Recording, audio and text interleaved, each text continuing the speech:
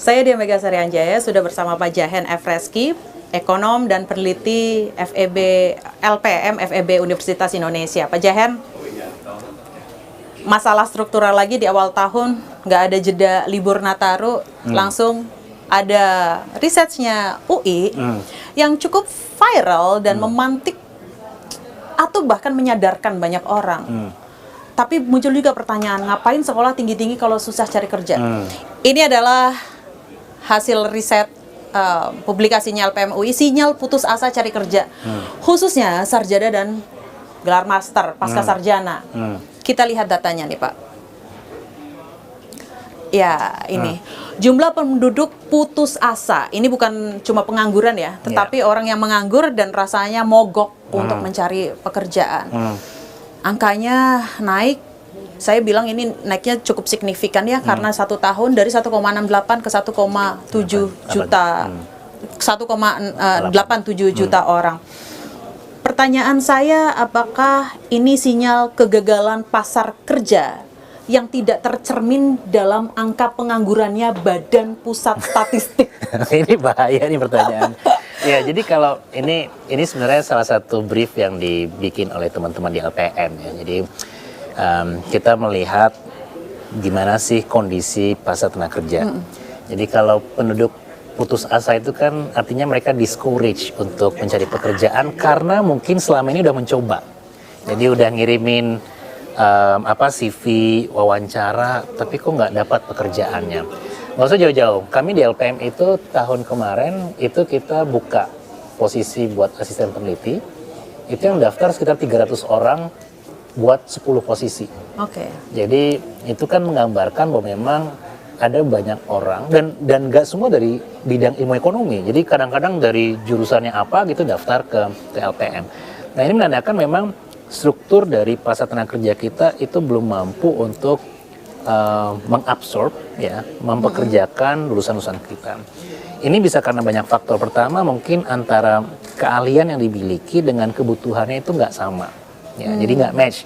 Misalnya kita butuh, contoh paling gampang, kita butuh peneliti ekonomi, tapi yang banyak lulus mungkin dari hukum, dari engineering, itu kan nggak match ya. Jadi akan sangat costly bagi pemberi kerja untuk mempekerjakan. Tapi juga itu menggambarkan memang ada masalah nih di sektor tenaga kerja kita. Jadi mungkin kita belum mampu meng-create pekerjaan yang align dengan karakteristik dari lulusan kita gitu. Ya, misalnya kalau emang pemerintah paham ini kan perlu misalnya monitor ataupun mengidentifikasi sebenarnya banyak lulusan kita itu keahliannya apa gitu. Nah, pemerintah perlu nanti meng-adjust itu dengan meng-encourage, meningkatkan jumlah pekerjaan-pekerjaan yang match dengan lulusan-lulusan kita. Nah ini yang kayaknya masih belum terjadi. So orang discourage mungkin karena ya tadi mereka udah terlalu lama mencari pekerjaan, frustasi, dan ternyata pekerjaan yang tersedia pun nggak align dengan apa yang dia butuhkan gitu. Tapi dia miliki. Ada data lagi yang lebih wow karena memakai gelar ya Pak. 45.000 orang sarjana dan lebih dari 6.000 pasca sarjana putus asa cari kerja. Ini data ini sebenarnya LPM UI maksudnya apa sih mengeluarkan data sarjana dan pasca sarjana gitu? Ini kan kayak high skill workers ya. Ya mereka yang berpendidikan tinggi kan seharusnya kan teorinya gini, semakin tinggi pendidikan semakin mudah mencari pekerjaan karena lebih terdidik, punya skills yang lebih baik.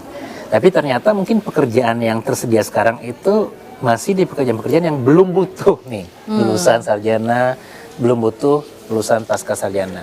Artinya apa? Memang sektor yang tumbuh itu masih sektor-sektor yang masih sangat tradisional, yang belum membutuhkan keahlian yang cukup tinggi gitu. Makanya balik lagi ke diskusi di awal, kalau pemerintah pengen menyerap misalnya para pekerja dari lulusan sarjana dan pasca sarjana, maka pekerjaan yang di-create itu adalah pekerjaan yang align tadi dengan keahlian mereka, dan tentunya harus semakin lebih advance gitu ya. Ya tadi misalnya butuh para ahli ekonomi perbankan, ya berarti kan sektor ekonomi perbankannya juga harus semakin banyak tumbuh. Kalau mau bikin misalnya sektor-sektor engineering dan sebagainya, maka pemerintah perlu memastikan bahwa itu bisa banyak tumbuh pekerjaannya di Indonesia. Kalau kita lihat dari beberapa data tahun terakhir, memang sektor yang tumbuh itu banyak di sektor-sektor yang punya nilai tambah yang sangat rendah. Sektor jasa ya, yang value added-nya sangat rendah, dan itu mungkin nggak akan ter-align dengan apakah dia sarjana ataupun pasca sarjana. Even ada fact yang juga menunjukkan bahwa ternyata banyak nih, semakin banyak orang terdidik yang akhirnya frustasi ya pergi ke pekerjaan menjadi online taxi driver, pengantar delivery. Itu pekerjaan yang oke ya, tapi mungkin nggak match dengan keahlian yang mereka miliki gitu. So that's the pekerjaan rumah yang harus diselesaikan. Gimana caranya agar ini 45.000 orang, 6.000 orang yang putus asa ini menemukan tempat mereka bisa berkarir menggunakan keahlian yang mereka dapatkan selama ini. Gitu. Ini sebuah warning nggak sih buat pemerintah sebenarnya? Ya, ini mungkin warning dan menunjukkan bahwa pemerintah jangan terlena dengan data BPS. Bukan, pemerintah belum berhasil untuk memastikan tadi lapangan pekerjaan yang sesuai dengan apa yang sesuai dengan karakteristik lulusan kita. Mungkin PR berikutnya adalah kalau memang kita belum mampu menciptakan pekerjaan tersebut, perlu satu mungkin bikin integrasi antara kampus perguruan tinggi dengan pekerjaan. Masalah yang kita hadapi di Indonesia adalah sekolah-sekolah vokasi misalnya kejuruan, itu once mereka bekerja di tempat mereka akhirnya berlabuh, itu perlu di training kembali. Jadi nggak match tuh antara keahlian yang mereka dapatkan di kampus dengan pekerjaan yang mereka lakukan. Atau yang kedua, karena kita punya masyarakat yang cukup banyak, mungkin pemerintah perlu mikirkan gimana caranya mengekspor tenaga kerja kita. Jadi kalau memang kita nggak bisa buat banyak pekerjaan, mungkin dibikin cara agar semakin mudah bagi orang-orang muda Indonesia untuk bekerja di luar negeri. Ini kan kita tak paham misalnya secara jasa kemampuan kita lebih baik ya, dan itu kayaknya hal yang perlu dilakukan oleh pemerintah gitu. Tapi saya masih memakai risetnya LPM UI, Pak. Ini catatan saya adalah UI menekankan skill mismatch. Ya. Dalam konteks skill mismatch keterampilan itu, sebenarnya bagaimana LPM UI memandang peran kurikulum perguruan tinggi dan kebutuhan kerja. Jadi apa ya? Sebenarnya ini penegasan masalahnya ada di kurikulum, ada di industri, atau pemerintah yang gagal membaca, ada yang tidak match antara kurikulum dan kebutuhan industri. Kalau saya lihat ya, kita juga di LPM itu ada beberapa studi soal upskilling dan reskilling. Jadi upskilling itu meningkatkan skills-nya, ya, atau reskilling ya, mungkin mengembangkan skills yang mereka miliki. Kalau dilihat dari inisiatif pemerintah sebenarnya udah cukup banyak ya. Jadi pemerintah mulai menggenjot ataupun meningkatkan peran dari vocational school, sekolah vokasi. Tapi memang tadi yang seperti Bu Mega sampaikan, ada missing link antara apa yang diajarkan di kampus termasuk universitas dengan apa yang dibutuhkan oleh si pemberi kerja gitu. Nah, ini menjadi sangat krusial tadi. Ibu benar sekali membahas masalah kurikulum. Jadi mungkin banyak kurikulum yang digunakan itu udah sangat jadul, ya, nggak sesuai dengan kebutuhan sekarang. Belum lagi kita bicara soal teknologi yang berkembang ya, AI dan segala hal ini tentunya memaksa perguruan tinggi dan juga pemberi pendidikan itu harus update dengan kebutuhan yang ada. Tapi di saat yang sama juga yang kami rasa masih cukup miss adalah gimana caranya agar para ahli yang dimiliki di sektor pekerjaan itu bisa sharing juga ke kampus. Ya, jadi misalnya mereka bisa memberikan training, kalau menggunakan alat ini, secara teori kan mungkin dosennya bisa ngajarin nih, tapi prakteknya di lapangan seperti apa. Nah ini yang kayaknya masih belum berjalan secara optimal. Ini sebenarnya bukan masalah baru ya, udah cukup lama kayak lagu lama gitu.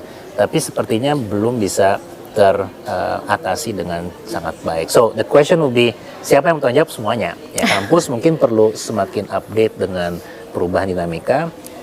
Pemberi kerja juga mungkin perlu nambah investasi, memberikan retraining ataupun bantu kolaborasi dengan kampus, dan pemerintah memberikan ekosistem yang mampu mengencourage itu. Karena lagi-lagi tugas pemerintah kan lebih menjadi regulator ya. Iya, betul. Jadi pemerintah meng-create ekosistem yang baik, menghubungkan kedua belah pihak dengan serius, sehingga nanti masalah para lulusan kita yang frustasi dengan kondisi yang ada itu bisa jadi semakin berkurang. Atau gini Pak, libatkan dunia usaha, libatkan manufaktur-manufaktur tingkat global yang ada di Indonesia untuk menyusun kurikulum. Betul. Bisakah seperti itu kampus? Bisa. Saya kayaknya kita pernah ada studi terkait dengan semikonduktor, ya.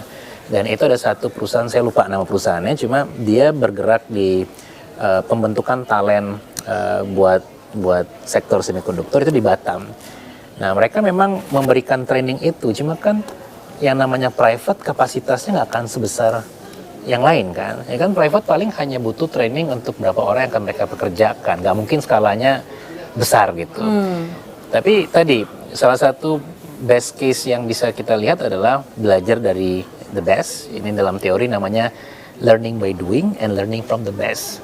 Jadi tadi saya sepakat banget tuh kalau misalnya perusahaan bisa mendatangkan ahli dan ahlinya juga bisa sharing apa kira-kira yang perlu dilakukan agar nanti perusahaan juga merasa bahwa investasi yang mereka keluarkan itu juga match dengan apa yang mereka harapkan. Iya. Ketika kampus berhasil mencetak talenta-talenta yang match dengan industri, sekarang PR pemerintah adalah menciptakan kapasitas untuk menyerapnya. Ya. Dan ini belum ada sampai sekarang kapasitas untuk menyerap itu. Ya, kalau terlihat dari data kan memang menunjukkan memang jumlah dari pengangguran kita, unemployment-nya memang turun ya, tapi jumlah orang yang menganggurnya malah meningkat gitu. So, again, ini saya rasa salah satunya mungkin disebabkan oleh adanya mismatch tadi, tapi juga di sisi yang lain mungkin belum banyak nih sektor yang pengen ekspansi. Kan gini, kalau kita pengen menambah jumlah pekerjaan diserap, perusahaannya juga harus makin besar dong ya. Kalau perusahaan yang nggak tumbuh, nggak mungkin mereka akan menambah jumlah pekerja. So, this is not only about government policy, tapi juga apakah perusahaan juga punya kemauan ataupun keinginan untuk berkembang jadi lebih besar gitu. Nah, itu kayaknya menjadi salah satu hal yang kita harapkan perusahaan semakin tumbuh tinggi bisa menyerap tenaga kerja dan tadi mengatasi masalah-masalah discourage workers yang terjadi. Jumlah pekerja informal juga ini data saya ambil dari Badan Pusat Statistik, ternyata LPM UI juga memakai data BPS ini mengonfirmasi. Ya, memang angka pengangguran turun, tetapi lihat jumlah pekerja informalnya meningkat ya. Ini sebenarnya untuk ekonomi positif atau negatif, Pak? Kalau dari segi informal sektor itu kan satu pekerjaannya itu nggak pasti ya. Jadi mereka juga nggak mendapatkan perlindungan. Jadi kalau ditanya apakah ini angka yang bagus, jelas enggak gitu. Kita tentunya berharap bahwa akan semakin banyak masyarakat kita yang bekerja di sektor formal. Karena kalau di sektor formal kan gajinya udah pasti gitu ya. Terus mereka juga dapat perlindungan dari perusahaan. Terus juga pasti gajinya akan lebih baik dibandingkan dengan sektor informal gitu. So mungkin tugasnya adalah tadi nggak hanya create jobs, tapi juga create good jobs. Kualitas pekerjaannya harus makin banyak. Ini kan menandakan bahwa memang nggak terlalu banyak tuh good jobs yang berhasil dibentuk dalam beberapa tahun terakhir, malah berkurang mungkin ya. Nah kalau sektor informal tumbuh, pekerjaan ataupun tenaga kerja kita itu nggak mendapatkan kehidupan yang layak, kita nggak akan bisa tuh mengharapkan konsumsi akan semakin lebih tinggi. Karena tadi duit yang mereka dapatkan mungkin nggak cukup untuk bisa memenuhi kebutuhan yang mereka harapkan. Saya bisa simpulkan begini nggak Pak? Sebenarnya artinya pekerjaan informal ini bukan solusi terhadap angka pengangguran kita. Ini justru jebakan jangka panjang. Ya. Produktivitas. Betul. Jadi ini kan sebenarnya again bukan hal yang baru ya. Masalah informal sektor itu sudah berkembang cukup besar, cukup lama dan kalau ini dibiarkan tadi kita mungkin akan mendapatkan masyarakat yang tidak sejahtera, pendapatannya lebih rendah dan mereka tidak mendapatkan perlindungan sosial yang menjadi hak bagi setiap masyarakat. So ini selain masalah ekonomi makro juga menjadi salah satu hal yang sangat krusial untuk direspons oleh pemerintah. Oke, itu memang konfirmasinya seperti itu ya Pak? Atau begini Pak, saya membacanya ini kan Apindo juga punya data ya, 67% pengangguran adalah anak muda. Sedangkan kalau kita melihatnya di sosmed, fenomena sosmed, itu anak-anak muda yang zaman now, itu kan cenderung memilih pekerjaan yang memang informal. YouTuber, fenomena-fenomena seperti itu sebenarnya apakah signifikan dalam sektor informal ini anak muda itu? Saya mungkin melihat gini, kalau kita mengharapkan penyerapan tenaga kerja itu kan pasti balik lagi ke sektor manufacturing, sektor jasa, ataupun even pertanian ya. Nah kalau mereka berapa banyak sih sebenarnya yang bisa menjadi YouTuber ya, nggak mudah kan untuk menjadi YouTuber, dan mungkin jumlahnya nggak akan besar. Dan lagi-lagi mungkin nggak sustain gitu. Ya maybe I'm wrong, tapi itu pandangan saya. Kalau kita memang mengharapkan anak muda ya sebenarnya kan nggak masalah mereka pindah-pindah pekerjaan selagi itu di pekerjaan yang provide decent salary, memberikan keamanan dan sebagainya. Tapi kalau mereka pindah-pindah pekerjaan karena bisa jadi pekerjaan yang nggak memberikan kepastian, upahnya nggak layak, itu kan jadi masalah gitu. Jadi ya yang namanya lulusan UI kan pasti terkenal dengan orang yang sering pindah kan. Tapi kan sering pindah juga menandakan mungkin karir track mereka menjadi semakin bagus gitu. Nah, apakah kita bisa provide itu untuk mereka semua? Itu menjadi kuncinya. Baik, tetapi kalau misalnya nih Pak, secara jangka panjang ketika jumlah pekerja informal ini naik, apa risikonya untuk kelas menengah?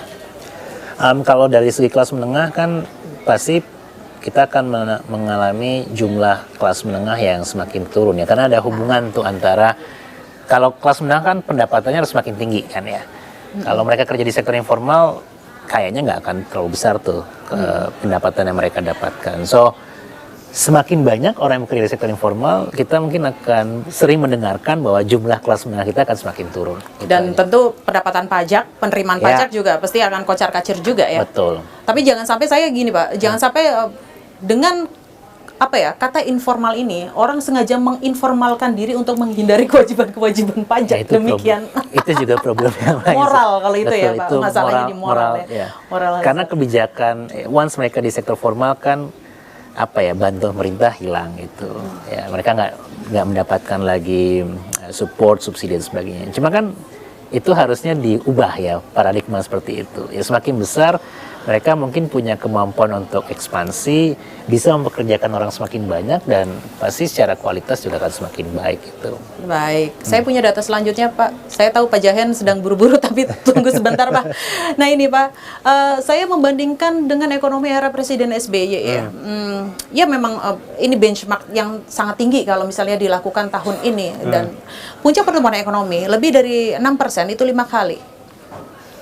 Dulu di zaman Pak SBY, investasi 1 triliun rupiah bisa menyerap 2.500 tenaga kerja. Kemarin Pak Rosan Roslani datang ke Kompas TV, saya tanya tentang investasi 1 triliun, berapa menyerap tenaga kerja? Pol mentok di 1.200 Pak.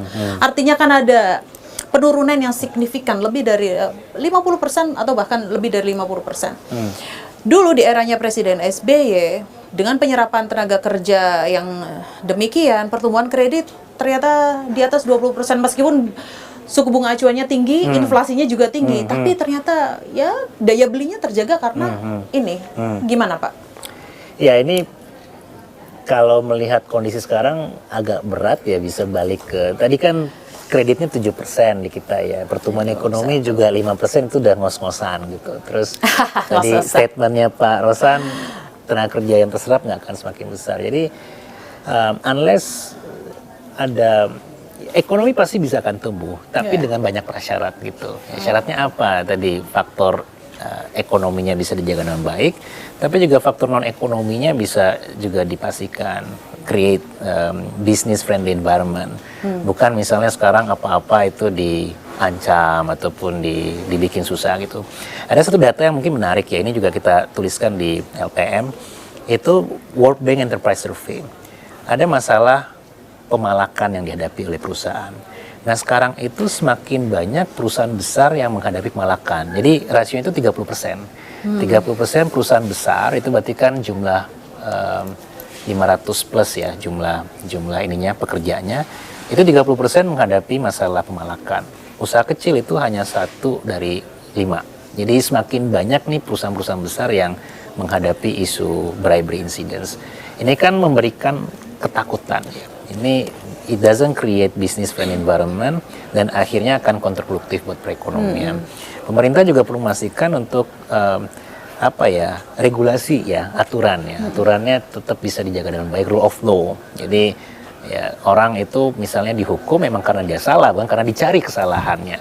Dan yang ketiga, walaupun kita melihat ada masalah dari human capital, tapi yang namanya investasi di human capital itu penting. Dan saya rasa solusinya bukan dengan memberikan makan bergizi gratis, tapi memastikan misalnya di kurikulum yang pasti ya, yang memastikan bahwa masyarakat belajar dengan benar. Bisa kita malah turun sekarang ya nilainya. Jadi itu menandakan bahwa memang selama ini investasi di sektor pendidikan belum berjalan dengan baik. Memberikan training, retraining tadi, upskilling, reskilling di tengah adanya perubahan dinamika, dan yang tahu kebutuhannya pasti adalah perusahaan. Jadi saya rasa gini, pemerintah jangan merasa tahu semuanya, cukup create environment biar nanti ekonomi bergerak secara sendirinya dengan lebih baik. Ya perusahaan pasti akan lebih paham dong apa kebutuhan mereka ketimbang pemerintah pengen A, B, C, dan D. Mungkin nggak match dengan kebutuhan masyarakat ataupun perusahaan. Jadi ya balik lagi ke sini, mimpi boleh tinggi kali ya, tapi mimpi harus diikuti dengan kebijakan yang pas gitu. Once mimpi tidak diiringi dengan kebijakan yang tepat, ya itu akan menjadi angan-angan aja, akan sulit untuk bisa dicapai gitu. Terakhir, Pak Jahen, Menkyu Purbaya juga bilang untuk menciptakan lapangan pekerjaan, ekonomi Indonesia butuh tumbuh di atas 6%. Pertanyaan satu, mungkinkah? Lalu dukungan investasi, pertumbuhannya berapa dari sektor investasi yang mendukung? Ini sebenarnya penegasan, karena Pak Jahen sudah menjawab juga. Penegasan deh, investasi kita butuh tumbuh berapa, ekonomi kita tumbuhnya berapa, dan mungkinkah di atas 6%? Kalau angkanya saya nggak punya ya, tapi yang pasti gini, kalau kita butuh semakin banyak pekerjaan, berarti ekonominya perlu untuk bergerak lebih besar. Kita butuh semakin banyak perusahaan-perusahaan besar. Ya, jadi perusahaan yang skalanya kecil tumbuh menjadi menengah, besar, akan semakin banyak pekerjaan tercipta. Nah, investasi itu kan nggak akan datang kalau tadi orang nggak merasa yakin dengan kepastiannya. Jadi kalau saya naruh duit 1 miliar US dollar, saya pastinya butuh kepastian bahwa selama 10 tahun, 20 tahun yang akan datang, saya nggak akan diganggu dengan aturan yang berubah. Ya. Ini yang perlu dijaga gitu. Jadi pemerintah perlu cukup konsisten, dan juga semua kebijakannya harus based on evidence based. Jadi bukan karena presiden pengen ini gitu dan harus dipenuhi. Kalau misalnya di lapangan bilang sebaliknya, ya nggak usah dilanjutkan gitu. Nah, ini yang sangat krusial agar nanti ya mau ekonomi tumbuh 6-8% itu kan hasil dari kebijakan yang benar gitu. Bukan karena adanya kebijakan-kebijakan yang di atas kertas terlihat baik tapi implementasinya tidak berjalan secara optimal gitu. Butuh pejabat yang saya yakin juga pejabat yang kreatif juga ya, kreatif menghasilkan kebijakan yang tidak asal Bapak senang. Betul ya, yang juga bisa memberikan realita ya, memberikan data yang lebih real, agar nanti informasi yang sampai ke presiden pun informasi yang tepat, dan akhirnya respons presiden juga respons yang mengatasi masalah yang terjadi. Ya, saya teringat dengan ucapannya Pak Yusuf Kalla. Beliau kan wakil presiden di era Pak SBY dan era Pak Jokowi juga, bahwa yang diperlukan dunia usaha adalah cukup tidak diganggu. Ya. Bukan kebijakan yang aneh-aneh, cukup tidak usah mengganggu mereka. Mereka akan udah tahu caranya lah. Betul. Untuk meng-create ya. Ya, dan itu kayaknya nggak tahu, sekarang mungkin kecenderungannya banyak pelaku usaha yang nggak berani juga untuk bersuara ya, karena mungkin ada yang merasa diganggu dan sebagainya gitu. So once bisnis sektor merasa nggak yakin juga, mereka nggak akan mungkin kita harapkan untuk ekspansi. Betul. Iya dong, nggak sustain dong. Betul. Kayak gitu ya Pak ya. Ya, yang berbahaya juga, studi kita lagi di LPM itu menunjukkan banyak productive firms yang akhirnya cabut dari Indonesia. Ya, jadi karena mereka ngelihat ini kok aturannya nggak baik dan sebagainya, terus juga mungkin ya banyak masalah yang terjadi, ya akhirnya justru productive firms yang lari keluar pindah ke negara lain. Di negara lain dapat untung, kita malah buntung. Iya, padahal kita menghadapi perang tarif yang belum kelar-kelar juga ya. Iya. Baik, terima kasih banyak Pak Jahen F. Reski, ekonom dan peneliti LPM FEB Universitas Indonesia. Saya Dia Mega Saranjaya.